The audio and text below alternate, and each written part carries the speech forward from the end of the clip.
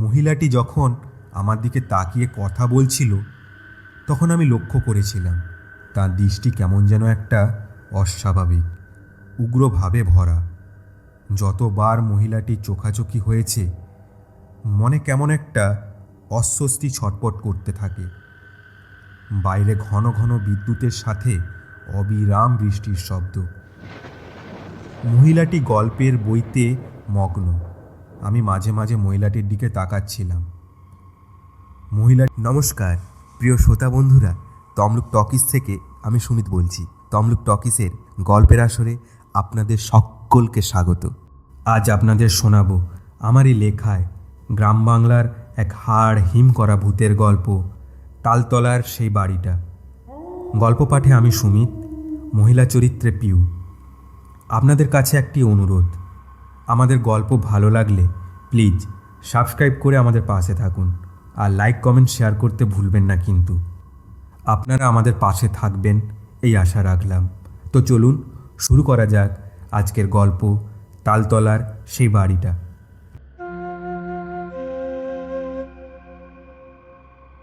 ছুটি পেলে বা কাজ না থাকলে আমার একটা ভালো বলুন বা খারাপ বলুন অভ্যেস হলো পুরনো সাইকেলটা নিয়ে এদিক ওদিক ঘুরে বেড়ানো।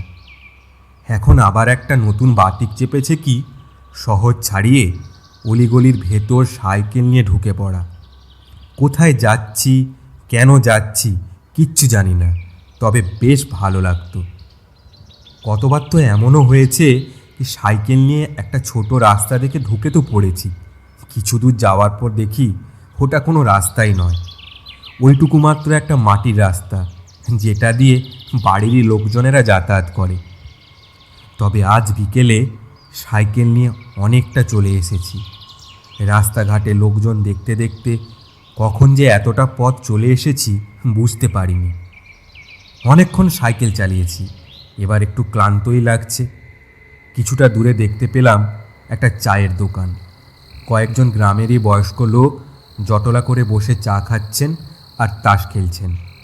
আমিও ভাবলাম একটু দাঁড়ানো যাক, অনেকক্ষণ সাইকেল তো চালিয়েছি, এবার একটু দাঁড়িয়ে এক কাপ চা খাই, তারপর ঠিক করা যাবে আর এগোবো না বাড়ি ফিরবো। সেই মতো চা দোকানটার সামনে এসে দাঁড়ালাম। দেখলাম মাঝবয়স্কা এক দম্পতি চা দোকানটা চালায়। আমি এক কাপ চা চাইলাম, বেশ যত্ন করে চা দিলেন, ভেতরে বসতেও বললেন। আমার দিকে সবাই যেন কেমনভাবে কৌতূহলের চোখে তাকিয়ে আছে, যেটা আমি চা খেতে খেতে বেশ কয়েকবার লক্ষ্য করেছি। আসলে আমি এই প্রথমবার এখানে এলাম। স্বাভাবিক, সকলেই হঠাৎ অপরিচিত কাউকে দেখলে ওইভাবেই তাকিয়ে থাকবে, আর এটা হওয়াটাই স্বাভাবিক। আমি এবার ওনাদের দিকে ঘুরে দাঁড়িয়ে জিজ্ঞেস করলাম, আচ্ছা এই জায়গাটার নাম কি বলুন তো? একজন বয়স্ক গোছের মানুষ বললেন, বাবু এই জায়গাটা হচ্ছে গিয়ে আপনার তালতলা। ওই যে সামনে রাস্তাটা চলে গেছে, ওই পথ ধরে একটু গেলেই দেখতে পাবেন একটা বড় দিঘি আছে, আর তার চারপাশে তাল গাছ, তাই এমন নাম। আগে দিঘিতে কোমর ভর্তি জল থাকতো, এখন আর অতটা নেই। জমিদার বাবুরা আগে তো থাকতেন, গিন্নিমা তখন লক্ষ্য নজর করতেন, এখন বন হয়ে পড়ে আছে। আর আপনি বুঝি শহর থেকে এসেছেন? জিজ্ঞেস করলো ভদ্রলোকটা। আমি মুচকি হেসে ঘাড় নাড়লাম। চা বিস্কুটের দাম মিটিয়ে সাইকেলটা নিয়ে ওই পথ ধরে আরেকটু এগোতেই চোখে পড়ল দিঘিটা। বেশ বড় বলেই মনে হচ্ছে, আর কতকগুলো তালগাছ দিঘিটার ধারে ধারে মাথা উঁচিয়ে দাঁড়িয়ে আছে। দিঘির এক ধারটায় কচুরিপানায় ভরে গেছে, কয়েকটা পদ্মও ফুটে আছে দেখছি। রক্ষণাবেক্ষণের অভাবে চারপাশটা একটু বন জঙ্গলে ভরে গিয়েছে, তবে পশ্চিম পাশে ঘাটের দিকটা বেশ পরিষ্কার, বাঁধানো একটা ঘাটও আছে। দিঘির ঝোপঝাড়ে কত রকম পাখির চটলা। বেশ কিছুক্ষণ দাঁড়িয়ে দাঁড়িয়ে দেখছিলাম, বেশ ভালো লাগছিল। সাইকেল চালিয়ে এত দূর আসাটা তাহলে আমার বৃথা যায়নি। এইসব ভাবতে ভাবতে হঠাৎ আকাশের দিকে চেয়ে দেখি মেঘে ছেয়ে এসছে। ঈশান কোণে বেশ কালো করে একটা মেঘ উঠেছে। আশেপাশে তো ঘরবাড়ি তেমন নেই, আর চা দোকানটাও তো বেশ খানিকটা দূরে। সাইকেলে চেপে বসলাম। আর দাঁড়ানো বোধহয় ঠিক হবে না, চা দোকানটা পর্যন্ত যেভাবেই হোক যেতে হবে বৃষ্টি আসার আগে, না হলে এই অসময়ে ভিজলে আর রক্ষে নেই, নির্ঘাত জ্বরে পড়ব। সাইকেলটায় সবে উঠে বসলাম, গায়ে কয়েক ফোঁটা বৃষ্টির জল পড়ে জানান দিল আমি এসে গেছি। একটু এগোতেই চোখে এলো একটা বাড়ির মতো কিছু, ভেতরে টিমটিম করে আলো জ্বলছে। ভালো করে দেখতে গিয়ে চোখে পড়ল দিঘিটা ঠিক গা ঘেঁষে একটা সরু মাটির রাস্তা চলে গেছে। সাইকেল নিয়ে অনায়াসেই যাওয়া যায়, আর রাস্তাটা বাড়ির একেবারে চৌকাঠে উঠেছে। আমি আর বেশি কিছু ভাবলাম না, সোজা সাইকেল নামিয়ে ওই রাস্তা ধরে চললাম। এসে পড়লাম বাড়িটার উঠোনে। গ্রামের মধ্যে বাড়িটাকে দেখে একটু অবাকই হলাম। বেশ সুন্দর বাড়িটা, দরজায় সুন্দর পর্দা, দরজাটা ভেতর দিয়ে ভেজানো, সামনে একটা দোলনা। তবে বয়স্ক লোকটা বলেছিলেন বটে কোনো এক জমিদারের কথা। আমি এবার একটু চিৎকার করে বললাম, কেউ আছেন ভেতরে? বৃষ্টিটা বেশ বাড়ল, সাথে বিদ্যুতের ঝলকানি আর দমকা বাতাস। বাইরে দাঁড়ানোই যাচ্ছে না, আর দমকা বাতাসে তাল গাছগুলো এমনভাবে দুলছে এই বুঝি ভেঙে পড়ল।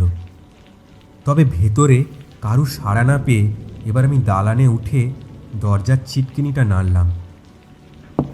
দালানের মাঝখানে এবং দুই দিকেই রয়েছে একটা একটা করে 3টে দরজা, সব দরজাতেই পর্দা ঝুলছে।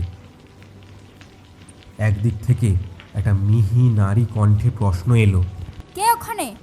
আমি গলার আওয়াজটা যথাসম্ভব মোলায়েম করে বললাম, আগে ভেজবার ভয় এখানে এসে একটু দাঁড়িয়েছি, আপনি আমায় চিনবেন না, অনেক দূর থেকে এসেছিলাম একটু ঘুরতে। মিহি নারী কণ্ঠটা বলল, তা ভালো করেছেন, শুধু শুধু ভিজবেন কেন?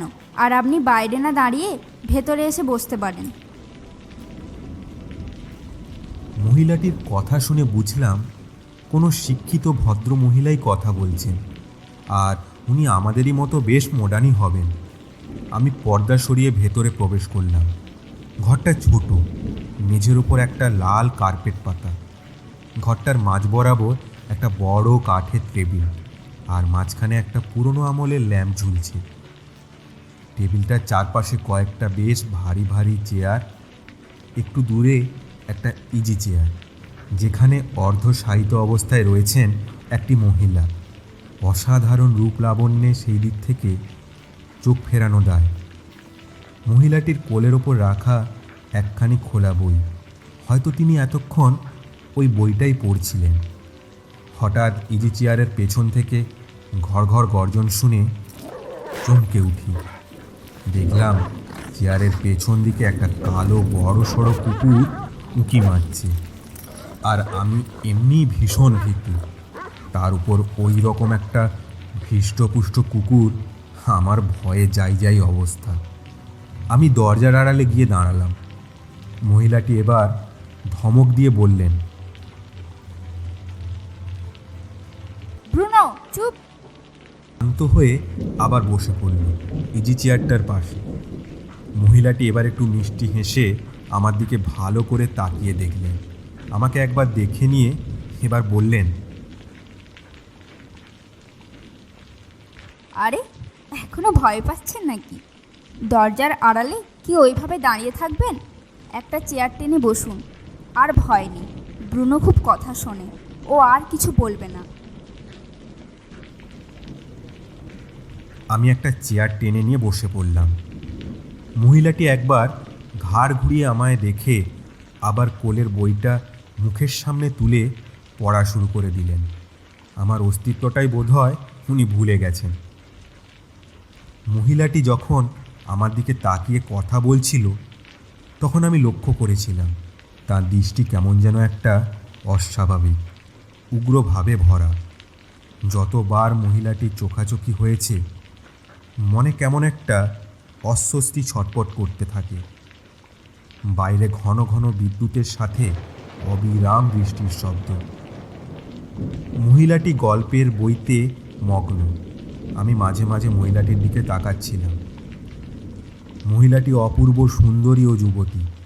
তার চোখে মুখে শিক্ষার ছাপ স্পষ্ট, কিন্তু ওনার সাজ পোশাক একেবারেই আধুনিক নয়।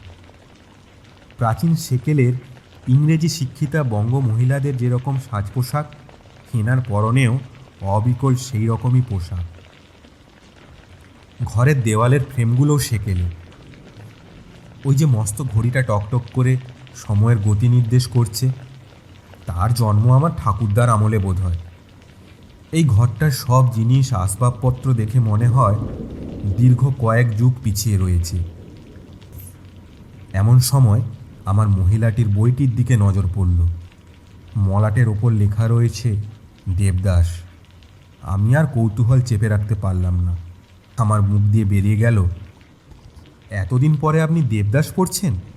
আর এখন তো চারপাশে এত উন্নতি, আর আপনি যেন কয়েক যুগ পিছিয়ে আছেন। এখন তো সবাই ইউটিউব বা আরও কত অ্যাপে অডিও স্টোরি শুনে নেয়, বেশ উপভোগ্য সেটা, আপনি ট্রাই করতে পারেন। মহিলাটি যে আমার কথায় তেমন একটা গুরুত্ব দিল না, সেটা আমি বেশ ভালোই বুঝতে পারলাম। আমার কথা শোনার পর একটা দীর্ঘ শ্বাস ফেলে মহিলাটি বইখানি নামিয়ে অল্পক্ষণ স্থির চোখে আমার মুখের দিকে তাকিয়ে রইলেন। তারপর ধীরে ধীরে বললেন, এতদিন পরে বলছেন কেন? আমি তো শুনেছি বইখানি সবে বাজারে এসেছে। আর আপনি হয়তো জানেন না, আমার নতুন গল্পের বই পড়ার আগ্রহ বিস্তর, তাই যথাসম্ভব খোঁজ খবরও রাখি। আর আপনি কী সব যাতা বলছিলেন? অডিও স্টোরি, ইউটিউব, যাতা। আমি একটু অবাকই হলাম। বাড়িটার ভেতরের জিনিসপত্রগুলো তো বহু বছর আগেকার, কিন্তু মহিলাটিকে দেখে তো মনে হচ্ছে যথেষ্টই স্মার্ট। আর তিনি ইউটিউব, অডিও স্টোরির কথা শুনে অবাক হয়ে যাচ্ছেন। আর বইটা বললেন সবে বাজারে বেরিয়েছে। তবে কি কোনো নতুন লেখক দেবদাস নামে কোনো বই লিখেছে? হতেও পারে, আজকালের যুগে সবই সম্ভব। সবাই কপি পেস্ট করে তো দিব্যি চালাচ্ছে। পুরনো নামের বইগুলোর নাম রেখে মানুষদের বেশ বোকা বানানো যাবে, আর মানুষজনও তা দেখে বইগুলো কিনে পড়বে। আমি অধীর আগ্রহে মহিলাটিকে জিজ্ঞেস করলাম, আচ্ছা, ওটা কি শরৎচন্দ্র চট্টোপাধ্যায়ের দেবদাস নয়? মহিলাটি বললেন, হ্যাঁ, এটা শরৎচন্দ্র চট্টোপাধ্যায়ের নামেরই এক ভদ্রলোকের লেখা। নতুন লেখক বোধ হয়, আগে নাম শুনিনি। এবার আমি বুঝতে পারলাম মহিলাটি বেশ গম্ভীর মুখে রসিকতা করতে পারেন। আমি এতক্ষণ তা বুঝতে পারিনি। আমিও এবার আহা করে হেসে উঠলাম, বললাম, আপনি পারেন বটে। আমাকে হাসতে দেখে মহিলাটি বইটি নামিয়ে বিরক্তিমাখা বিস্ময়ে আমার দিকে তাকিয়ে রইলেন।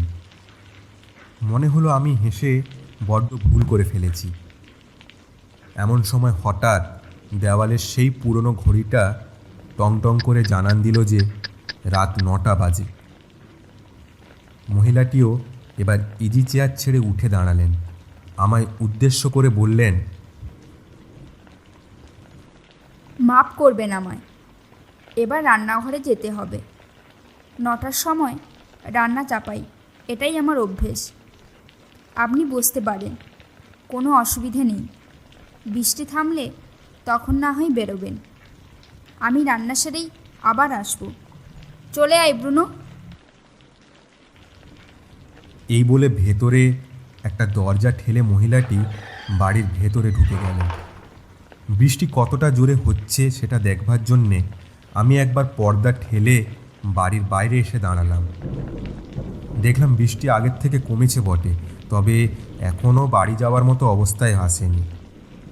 তবে আর কিছুক্ষণ দাঁড়ালে বৃষ্টি হয়তো ধরে যাবে।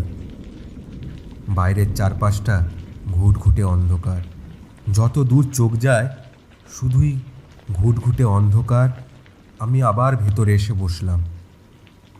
আমার সাথে একটা সাইড ব্যাগ সব সময় থাকে, তাতে একটা টর্চ আর একটা ডায়েরি আর কিছু কাগজপত্র থাকে।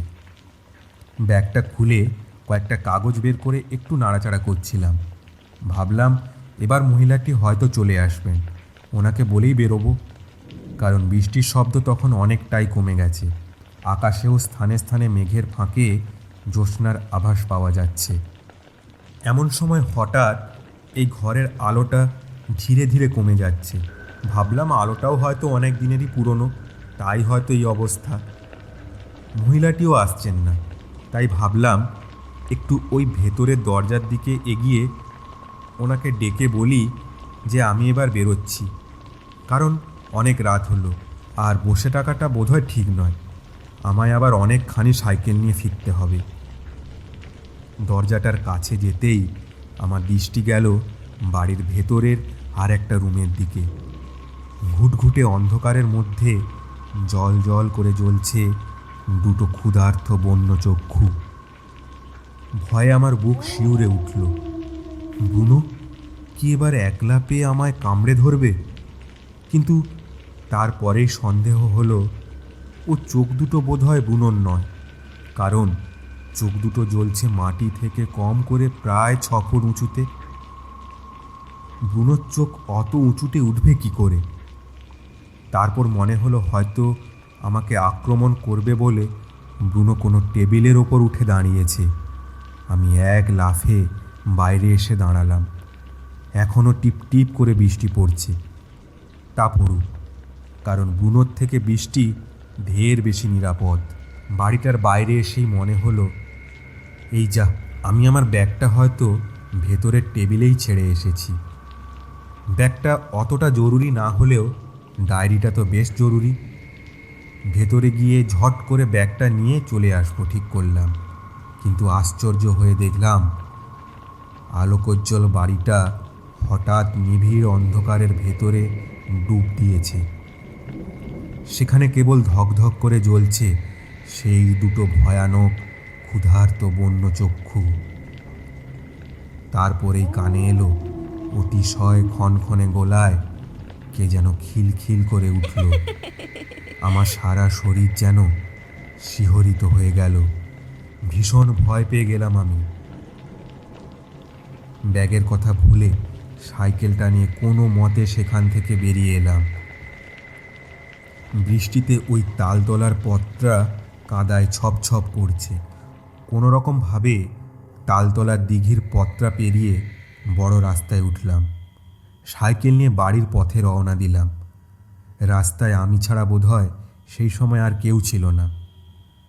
সাইকেল চালাতে চালাতে সেই চা দোকানটার কাছে এসে পৌঁছলাম, কিন্তু দোকানটা এতক্ষণ বন্ধ, কারণ এখন প্রায় রাত 10টা পেরিয়েছে। বন্ধ হয়ে যাওয়াটাই স্বাভাবিক। সেদিনটা আমি কোনো রকম রক্ষে পেয়ে বাড়ি ফিরলাম, কিন্তু রাতে কিছুতেই ঘুম আসছে না। বারবার ওই মহিলাটির কথা মনে পড়ছিল, আর যখনই ওই জ্বলন্ত চোখ দুটো মনে ভাসছিল বেশ ভয় করছিল। তবে ভয়ের থেকেও মনটা বেশ খারাপ, কারণ আমার সাধের ডায়েরিটা ছেড়ে এসেছি বলে। ডায়েরিটায় অনেক ফোন নাম্বার ছিল যেগুলো ভীষণ জরুরি। আমার একটা বাজে অভ্যেস হলো ওই পরে সেভ করব বলে ডায়েরির পুরনো নম্বরগুলো ফোনে সেভ করা হয়নি। আর যদি ওগুলো ফোনে থাকতো তাহলে হয়তো মনটা এতটাই বিষণ্ণ হতো না। পরের দিন কাজ সেরে দুপুরেই বাড়ি ফিরে এলাম। বাড়িতে শুয়ে রেস্ট নিচ্ছিলাম। কি জানি কি মনে হলো যে আজ একবার যেতে মন করছে ওই তালতলায়। দুপুরই বেরোবো। দুপুরে তো এমনিতেও লোকজন থাকবে, আর আজ ওয়েদার রিপোর্টও বৃষ্টি হওয়ার কোনো পূর্বাভাস দেয়নি। যেমন ভাবা তেমনি কাজ। বেরিয়ে পড়লাম সাইকেলটা নিয়ে। রোদে সাইকেল চালাতে চালাতে চলে এলাম সেই চা দোকানটায়। দোকানটা খোলা দেখছি, আর কি অবাক কাণ্ড, কালকে সেই বৃদ্ধ গোছের লোকটাও দেখছি বসে আছেন। আমি দাঁড়ালাম দোকানটার সামনে। বৃদ্ধ গোছের লোকটা আমায় চিনতে পারলেন। হাসতে হাসতে বললেন, শহরের বাবু যে, কী খবর? আজ আবার তালতলায়? আপনার মনে ধরল নাকি আমাদের এই গ্রাম? আমি হেসে বললাম, তা বেশ সুন্দরই তো আপনার এই গ্রামটা। তবে আজ আমি এসেছি আমার একটা জিনিস খুঁজতে। কাল ওই বৃষ্টিতে আটকে পড়েছিলাম, আর আপনার ওই দিঘির গায়ে যে বড় বাড়িটা, সেখানে আমি আমার একটা ব্যাগ ছেড়ে চলে এসেছি। একজন মহিলা ছিলেন, কিন্তু আসার সময় ওই মহিলাটিকে আর দেখতে পাইনি। আর একটা বড় কালো পেল্লাই কুকুরের ভয়ে কাল যে আমার কী হাল হয়েছিল। কথাটা বলছিলাম হঠাৎ দেখলাম দোকানের বাকি সব লোকজন আমার মুখের দিকে হাঁ করে তাকিয়ে আছেন। আমি বেশ বিরক্ত বোধ করলাম। বললাম, আপনারা এভাবে আমার দিকে তাকাচ্ছেন কেন?